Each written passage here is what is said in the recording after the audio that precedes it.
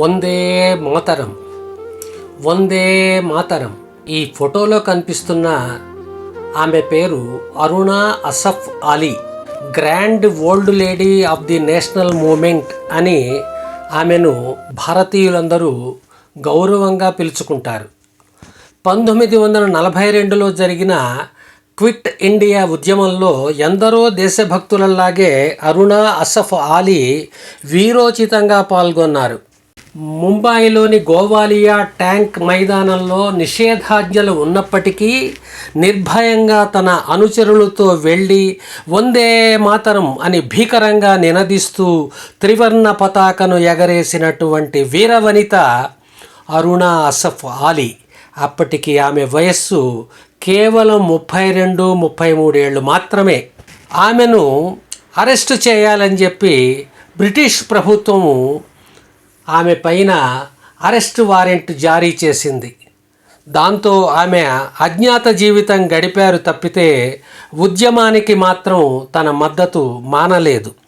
ప్రాణం ఉన్నా లేకున్నా పర్వాలేదు, కానీ భారత్ బ్రిటిష్ వారి కబంధ హస్తాల నుంచి బయటపడే వరకు పోరాడాల్సిందే అన్నది ఆమె గర్జన.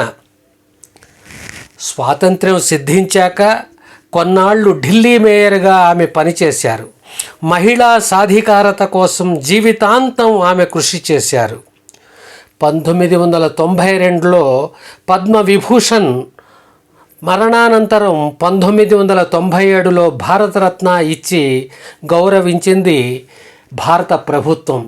ఇలాంటి మహామహావీరులు, మహామహావీరనారులు వందే మాతరం అంటూ నినదించిన వందే మాతరం నినాదం బ్రిటిష్ వాళ్ళని పరుగులు పెట్టించింది. జయ హో భారత్, జయ హో భారత్, వందే మాతరం.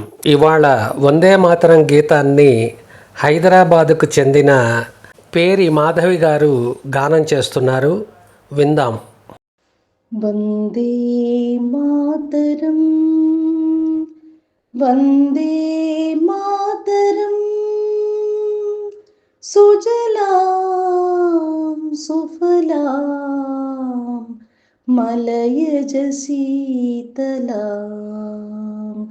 సస్యశ్యామలాం మాతరం, వందే మాతరం.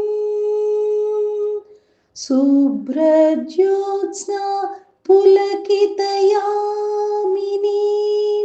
ఫుల్లకుసుమిత ద్రుమదళశోభినీం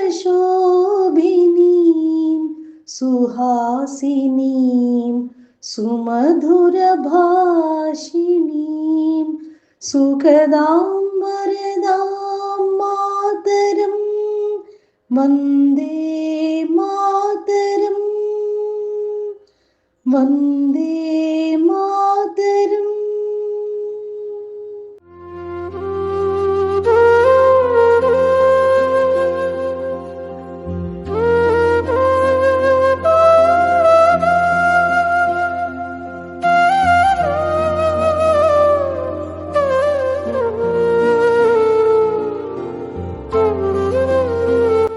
మరెన్నో వీడియోల కోసం మా ఛానల్ని లైక్ చేయండి, కామెంట్ చేయండి, షేర్ చేయండి, సబ్స్క్రైబ్ చేయండి. Thank you.